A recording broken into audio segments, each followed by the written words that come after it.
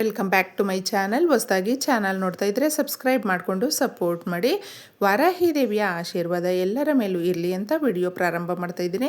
ಇದೇ ಫೆಬ್ರವರಿ 14ನೇ ತಾರೀಕು ಶನಿವಾರ ಬಂದು ನಮಗೆ ತ್ರಯೋದಶಿ ಬಂದಿದೆ. ಶನಿವಾರ ಬಂದಾಗ ಶನಿ ತ್ರಯೋದಶಿ ಅಂತ ಹೇಳ್ತೀವಿ. ಈ ದಿನ ಮಾಡುವಂಥ ಪರಿಹಾರಗಳು ಹಾಗೆ ಶನಿವಾರಕ್ಕೆ ತುಂಬಾ ವಿಶೇಷತೆ ಇರುತ್ತೆ. ಕಲಿಯುಗದ ಭಗವಂತನು ಶ್ರೀ ಮಹಾವಿಷ್ಣುವಿನ ದಿನ ಹಾಗೂ ಆಂಜನೇಯ ಸ್ವಾಮಿಯ ನಾವು ಆರಾಧನೆ ಮಾಡುವಂಥ ದಿನ ಸ್ನೇಹಿತರೆ. ಇನ್ನು ಮುಖ್ಯವಾಗಿ ನಮ್ಮ ಜೀವನದಲ್ಲಿ ಶಿಸ್ತನ್ನು ನಾವು ಬೆಳೆಸ್ಕೊಳ್ಳೋದಕ್ಕೆ ಹಾಗೂ ನಮಗಿರುವಂಥ ಏನು ಕಷ್ಟಗಳಿರುತ್ತೆ ನೋಡಿ, ಅವುಗಳಲ್ಲಿ ನಾವು ಬೆಂದೋಗದೆ ಒಂದು ಪರಿಪೂರ್ಣವಾದ ಜೀವನ ಅನ್ನೋದು ನಮ್ಮ ಕಣ್ಣು ಮುಂದೆ ಬರೋದಕ್ಕೂ ಕೂಡ ಈ ಭಗವಂತನು ಕಾರಣ ಆಗ್ತಾರೆ. ಶನೇಶ್ವರ ಸ್ವಾಮಿ. ತುಂಬ ಜನ ಭಯಪಡ್ತಾರೆ, ಶನೇಶ್ವರನು ನಮ್ಮ ಜೀವನದಲ್ಲಿ ತುಂಬ ಕಾಟ ಕೊಟ್ಟಿದ್ದಾನೆ ನಮಗೆ ಅಂತ ನಾವು ಅಂದ್ಕೊಳ್ತೀವಿ. ಆದರೆ ನಾವು ಮಾಡಿದಂಥ ಕೆಲಸಗಳ ಅದರ ಮೇಲೆ ಕೂಡ ನಮ್ಮ ಕರ್ಮ ಫಲಗಳು ಅನ್ನುವಂಥದ್ದು ನಿರ್ಧಾರ ಆಗುತ್ತೆ.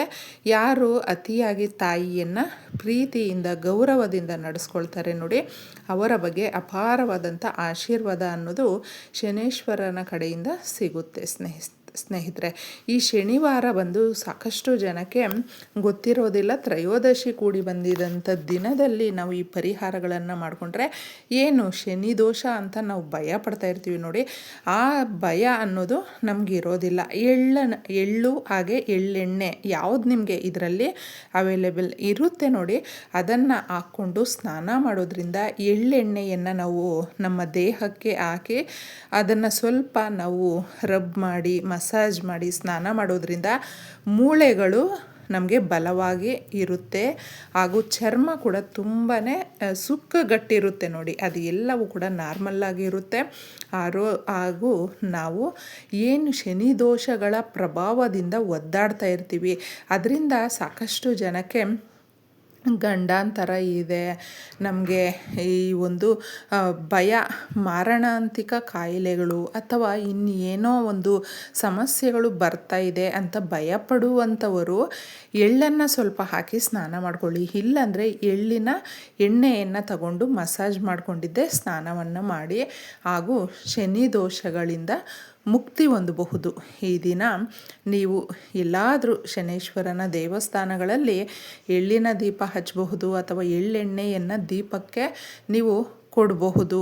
ಮುಖ್ಯವಾಗಿ ಈ ರೀತಿಯ ಕೆಲಸಗಳು ಮಾಡಿಕೊಂಡಾಗ ಹಾಗೂ ತಾಯಿಗೆ ನಾವು ಯಾವಾಗಲೂ ಅಷ್ಟೇ ಸ್ನೇಹಿತರೆ ತುಂಬ ಗೌರವದಿಂದ ಅವ್ರಿಗೇನು ಆಸ್ತಿ ಅಂತಸ್ತು ಇದು ಎಲ್ಲವೂ ಕೊಡಬೇಕು ಅಂತ ಏನೂ ಇಲ್ಲ.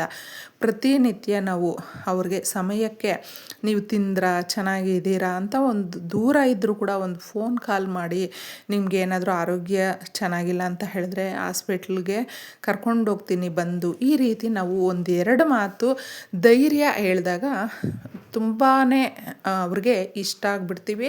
ಹಾಗೂ ನಾವು ಮಾತಾಡದೇ ಇರಲಿ, ತಾಯಿಗೆ ಅನ್ನೋದು ಪ್ರೀತಿ ಇದ್ದೇ ಇರುತ್ತೆ, ಅದು ಬೇರೆ ಪ್ರಶ್ನೆ. ಈ ಥರ ನೀವು ನಡ್ಕೊಂಡಾಗ ನಮಗಿರುವಂಥ ದೋಷಗಳು ಕೂಡ ಕಡಿಮೆ ಆಗುತ್ತೆ. ಈ ಪರಿಹಾರ ಬಂದು ರಾತ್ರಿ ಮಾಡ್ಕೊಳ್ಳಿ. ಕಲ್ಲುಪ್ಪಿನ ಪರಿಹಾರ. ಸಮುದ್ರ ಗರ್ಭದಲ್ಲಿ ಸಿಗುವಂಥ ಲಕ್ಷ್ಮೀದೇವಿಗೆ ಇಷ್ಟವಾಗುವಂಥ ತಾಯಿಯನ್ನು ನಾವು ಆರಾಧನೆ ಮಾಡ್ತೀವಲ್ವ, ಅದಕ್ಕೆ ನಮ್ಮ ಆರ್ಥಿಕ ಸಮಸ್ಯೆಗಳನ್ನು ಬಗೆಹರಿಸ್ಕೊಳ್ಳೋದಕ್ಕೆ ಈ ದಿನ ತಿಥಿ ವಾರಗಳು ಅನ್ನುವಂಥದ್ದು ಬಹಳ ಮುಖ್ಯವಾಗಿರುತ್ತೆ. ತುಂಬಾ ನಾವು ಈ ಕಷ್ಟಕ್ಕೆ ಗುರಿಯಾದಾಗ ಮಾಡುವಂಥ ಪರಿಹಾರ ಸ್ನೇಹಿತರೆ. ಇದು ಎಲ್ಲವೂ ಕೂಡ ತುಂಬ ಸರಳ ವಿಧಾನದಲ್ಲಿ ಇರುತ್ತೆ, ಆದರೆ ಮಾಡುವಂಥ ಮನಸ್ಸು ಇರಬೇಕು, ಹಾಗೆ ನಂಬಿಕೆ ಅನ್ನೋದು ಇರಬೇಕು. ಇದಕ್ಕೆ ಬೇಕಾಗಿರುವಂಥದ್ದು ಕಲ್ಲುಪ್ಪು ಬೇಕು ನಮಗೆ. ನೀವು ಪುಡಿ ಉಪ್ಪನ್ನು ತಗೊಳ್ಳೋದಕ್ಕೆ ಹೋಗಬೇಡಿ, ಅರಿಶಿಣ ಕುಂಕುಮವನ್ನು ತಗೊಳ್ಬೇಕು. ಯಾವುದೇ ಪರಿಹಾರಕ್ಕಾಗಲಿ ನಮ್ಮ ಮನೆಯಲ್ಲಿ ಶುಭ ಕಾರ್ಯ ನಡೀಬೇಕು, ನಾವು ಒಳ್ಳೆ ಕಾರ್ಯಗಳನ್ನು ಮಾಡ್ಕೊಳ್ಬೇಕು, ಕೇಳಬೇಕು ಅನ್ನುವಂಥವ್ರಿಗೆ ಪ್ರತಿ ಕೆಲಸದಲ್ಲೂ ಕೂಡ ಯಶಸ್ಸು ಅನ್ನೋದು ಬರಬೇಕು. ಮನೆಯಲ್ಲಿ ದರಿದ್ರ ತುಂಬಾ ಇದೆ ಅನ್ನುವಂಥವರು, ಕಡು ಬಡತನದಲ್ಲಿ ಒದ್ದಾಡ್ತಾ ಇದ್ದೀವಿ ಅನ್ನುವಂಥವರು ಇದನ್ನು ತಪ್ಪದೇ ಮಾಡ್ಕೊಳ್ಬಹುದು. 5 ರೂಪಾಯಿ ಕಾಯಿನನ್ನು ನೀವು ತಗೊಳ್ಳಿ, ಚೆನ್ನಾಗಿರುವಂಥದ್ದನ್ನು. ಹಾಗೆ ಇದಕ್ಕೆ ನಮಗೆ ಮುಖ್ಯವಾಗಿ ನೀವೊಂದು ಆದಷ್ಟು ಗಾಜಿನ ಬೌಲಿದ್ರೆ ತಗೊಳ್ಬಹುದು, ಇಲ್ಲಾಂದರೆ ಮಣ್ಣಿನದ್ದಾದರೂ ತಗೊಳ್ಬಹುದು. ಪ್ಲಾಸ್ಟಿಕ್ಕು, ಸ್ಟೀಲು ಇದನ್ನು ತಗೊಳ್ಳೋದಕ್ಕೆ ಹೋಗಬೇಡಿ. ಇನ್ನು ಇಲ್ಲ ಅಂತ ಹೇಳಿದ್ರೆ ತೆಂಗಿನ ಚಿಪ್ಪು ಬರುತ್ತಲ್ವ, ಅದಿದ್ರೂ ಕೂಡ ತುಂಬಾ ಒಳ್ಳೆಯದು ಸ್ನೇಹಿತರೆ. ಯಾಕಂದರೆ ಇದು ಯಾಕೆ ತೆಂಗಿನ ಚಿಪ್ಪು ಅಂತ ಹೇಳ್ತಾ ಇದ್ದೀನಿ ಅಂತ ನಿಮಗೆ ಇಲ್ಲಿ ಗೊತ್ತಾಗುತ್ತೆ. ಇದನ್ನು ನಾವು ಒಂದೇ ಸಾರಿ ಮಣ್ಣಲ್ಲಿ ಹೋಗಿ ಮುಚ್ಚೋದ್ರಿಂದ ಬೌಲ್ ಸಮೇತ ಇದನ್ನು ನಾವೇನು ತಗೊಳ್ಳೋದಿಲ್ಲ. ಅದಕ್ಕೋಸ್ಕರ ಸಮಸ್ಯೆಗಳು ಹಾಗೆ ಇದು ಮಣ್ಣಲ್ಲಿ ಮಣ್ಣಾಗಿಬಿಡಲಿ ಅನ್ನುವ ಉದ್ದೇಶದಿಂದ ಮಾಡುವಂಥ ಪರಿಹಾರ. ನರದೃಷ್ಟಿ ಎಷ್ಟೇ ಇದ್ದರೂ, ಬ್ಲ್ಯಾಕ್ ಮ್ಯಾಜಿಕ್ ಮಾಡಿದರೂ, ಮನೆಯಲ್ಲಿ ಕಠಿಣವಾದ ಸಮಸ್ಯೆಗಳಿಂದ ನಾವು ಒದ್ದಾಡ್ತಾ ಇದ್ದೀವಿ ಅನ್ನುವಂಥವರು, ನರದೃಷ್ಟಿ ಅನ್ನುವಂಥದ್ದು ಮನುಷ್ಯನನ್ನು ಎಷ್ಟು ಕೆಳಗಡೆ ಬೀಳಿಸುತ್ತೆ ಅಂದರೆ, ನಮಗೆ ಕೆಲಸಗಳು ಸರಾಗವಾಗಿ ಆಗ್ತಾಯಿದೆ, ನಾವು ಅಂದ್ಕೊಂಡಂಗೆ ನಾವು ಹ್ಯಾಪಿಯಾಗಿದ್ದೀವಿ, ಈ ರೀತಿ ನಾವು ತುಂಬ ಖುಷಿಯಾಗಿರ್ತೀವಿ ನೋಡಿ. ಆ ಸಮಯಕ್ಕೆ ಯಾರಾದರೂ ನಮಗೆ ಬೇಕಾಗಿರುವಂಥವರೇ ಈ ರೀತಿ ನರದೃಷ್ಟಿ ಅಂದರೆ ಕಣ್ಣು ದೃಷ್ಟಿ ಹಾಕಿರ್ತಾರೆ, ತುಂಬ ಚೆನ್ನಾಗಿದ್ದಾರೆ ಇವ್ರಿಗೇನು ಅನ್ನೋ ಥರ ಮಾತಾಡಿದಾಗ ನಮ್ಮ ಮನೆಯಲ್ಲಿ ಸಮಸ್ಯೆಗಳು ಪ್ರಾರಂಭ ಆಗುತ್ತೆ. ಇದನ್ನು ನೀವು ಬೇಕಾದರೆ ಗಮನಿಸಬಹುದು. ಇದನ್ನು ಒಂದೇ ಸರಿ ನಾವು ತೀರಿಸೋದಕ್ಕೆ, ಮನೆಯಲ್ಲಿರುವಂಥ ಸದಸ್ಯರು ಆರೋಗ್ಯವಾಗಿ ಇರೋದಕ್ಕೆ ಹಾಗೂ ಈ ಪರಿಹಾರ ನಮ್ಮ ಜೀವನದ ದಿಕ್ಕನ್ನು ಬದಲಿಸುತ್ತೆ. ಮುಖ್ಯವಾಗಿ ಮನೆಯಲ್ಲಿ ಇರುವಂಥ ಬಡತನವನ್ನು ದೂರ ಮಾಡುತ್ತೆ. ಈ ಬಡತನದಿಂದ ಸಾಕಾಗಿದೆ ಅನ್ನುವಂಥವರು ತಪ್ಪದೆ ಶನಿ ತ್ರಯೋದಶಿಯ ರಾತ್ರಿ ಈ ಪರಿಹಾರವನ್ನು ಮಾಡ್ಕೊಳ್ಳಿ. ಚಿಕ್ಕದಾಗಿ ನೀವು ಬೌಲ್ ಸಿಗಲಿಲ್ಲ, ಗಾಜಿನದ್ದಾಗಲಿ ಅಥವಾ ಮಣ್ಣಿನದ್ದಾಗಲಿ ಇಲ್ಲ ಅಂತ ಹೇಳಿದ್ರೆ ನೀವು ತೆಂಗಿನ ಚಿಪ್ಪು ಕೂಡ ತಗೊಳ್ಬಹುದು ಅಂತ ಹೇಳಿದೆ. ಇದರಲ್ಲಿ ಯಾವುದು ನಿಮಗೆ ಅವೈಲೇಬಲ್ ಇರುತ್ತೋ ಅದನ್ನೇ ತಗೊಳ್ಳಿ, ತೊಂದರೆ ಇಲ್ಲ. ಅದರಲ್ಲಿ ಕಲ್ಲುಪ್ಪನ್ನು ಹಾಕಬೇಕು. ಹಾಕುವಾಗ ನೀವು ಕೇಳ್ಕೊಳ್ಳಿ ಸ್ನೇಹಿತರೆ. ಇನ್ನು ಸ್ವಲ್ಪ ಸಾಸಿವೆಯನ್ನು ಹಾಕಬೇಕು.